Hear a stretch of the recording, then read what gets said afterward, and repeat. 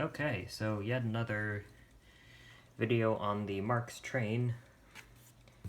This is the motor here, and I had it apart because I wanted to do some more work to it.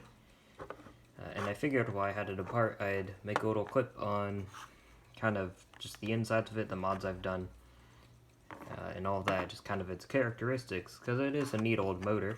We'll start off with the rotor here, or armature. Not quite versed on all the terms. You can see this was kind of splined, and I flattened those over so I could pull it through the bearing. Here's the pinion that just came right off, actually nice and easily.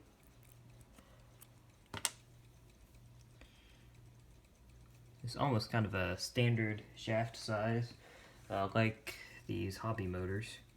These are a dime a dozen. This uses paper insulators. I guess you could say it kind of looks crude. I don't know how to put it. Older, I guess, than it really is. Paper insulators. Even the commutator assembly is using paper wafers, pressed or compressed paper material. And this is a type of plastic. Very neat 3 poles, obviously. Rather nicely made for what it is, obviously. I can see where they cut cost. That isn't hardened steel, for instance. Here's the washers that compensate for end shake. And interestingly enough, they are plastic. Quite colorful plastic, may I add. Here's obviously the end bells, and there are the brushes that I added. So I removed the original just bare copper brushes and soldered these onto there, and those came from, let me touch it here, this motor end bell from actually a Harbor Freight rotary tool, one of those $10 ones.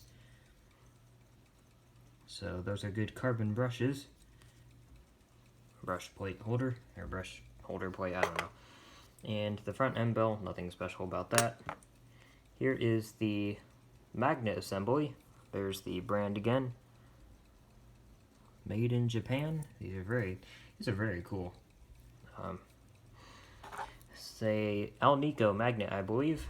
Aluminum, nickel, cobalt, if I am correct. That's the composition. Very strong within this field. Interestingly enough, that screwdriver barely sticks to that, and yes, it's my watch screwdriver. I'll demagnetize it. So all the magnetic field is focused really nicely in here, and this reminds me of the old really antique bipolar motors that were more novelties in the early 1900s, except obviously that there is not a field coil there, it's just a permanent magnet. One last thing I would like to show here, most recent modification just for serviceability. I do quite like the right to repair. I think I've said that before. I've drilled these little holes with this homemade miniature drill bit I've made. I think that was redundant. But yeah, I fashioned that out of an old oiler. Drilled those little holes, and this motor uses these little wafers that sit down on there, and then usually fold those tabs over. I found that these tabs do not interfere with anything when the locomotive is assembled, so I will just put little pins in there to keep this wafer from coming off, and that will be this motor. Basically totally serviceable. Pop it apart to clean the bearings and all that, and replace brushes, so I think that'll be handy. I just like doing that sort of stuff for future-proofing, I guess you could say.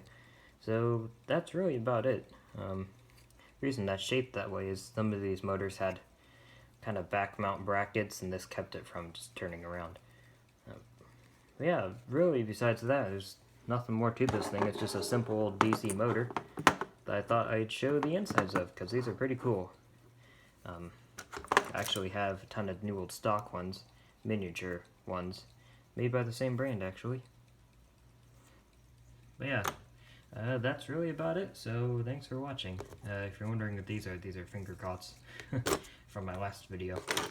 So, see y'all next time.